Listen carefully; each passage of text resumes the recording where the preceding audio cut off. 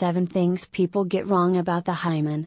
If you have a vagina, your knowledge about the hymen probably starts and ends with something about virginity. Upon having sex for the first time, your hymen breaks, the proverbial popped cherry, and you're officially no longer a virgin. Or so the theory goes. Except it's not that easy.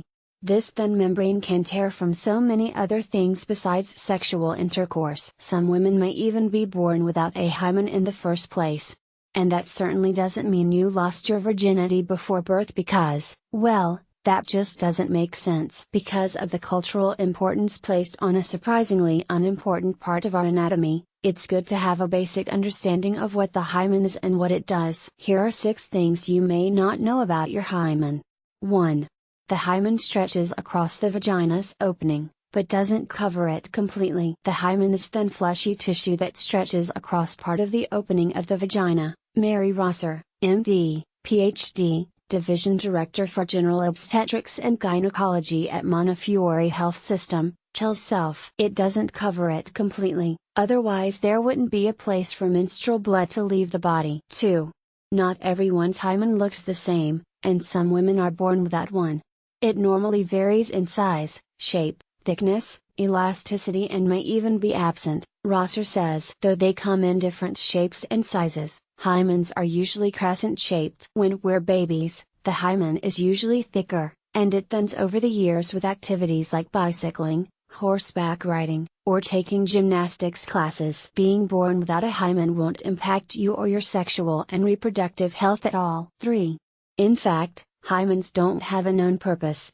Just like your appendix and wisdom teeth, the hymen is a vestigial structure, meaning it doesn't really serve a specific physiological function. Evolutionary theory suggests that it formed to protect the vagina from bacteria, giving animals with a hymen a reproductive edge, but experts today still aren't really sold on a reason why they're still around. 4. Some women may have a hymen that needs to be surgically removed, but it's rare. An imperforate hymen is a hymen that blocks the vaginal opening. This is usually diagnosed in adolescence when you start menstruating. If period blood has no way to leave the body, it can build up and cause stomach and back pain, and problems going to the bathroom, according to the National Institutes of Health. A minor surgery is done to remove the excess tissue, and usually a vaginal dilator is used for a period afterward to make sure the opening doesn't close back up. A young woman who has this procedure will go on to have totally normal vaginal function. 5. Some women feel their hymens break, other times, there are 0 signs. Many people's hymens thin over time, and may eventually tear with 0 fanfare. For others, the separation or tear may be more obvious. It may be totally unnoticeable or you may have pain or bleeding with first tampon insertion or first intercourse, Rosser says. You're more likely to experience an obvious break if your hymen is thicker or more rigid and less stretchy. 6. Honestly, yours probably broke before the first time you had sex.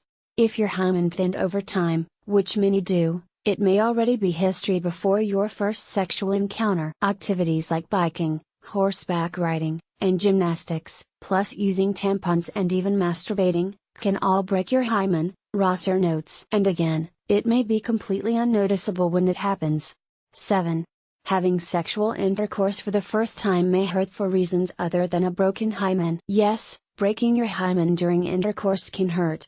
But if you use tampons, it's unlikely your hymen is still intact. Painful intercourse is fairly common for women anyway, and there are a handful of health conditions that can contribute to it. Also, having sex for the first time comes with a certain amount of anxiety and expectation of pain, plus lack of experience and knowledge about what will make it feel good. Read, lube insufficient foreplay. As for the bleeding, the hymen isn't always to blame.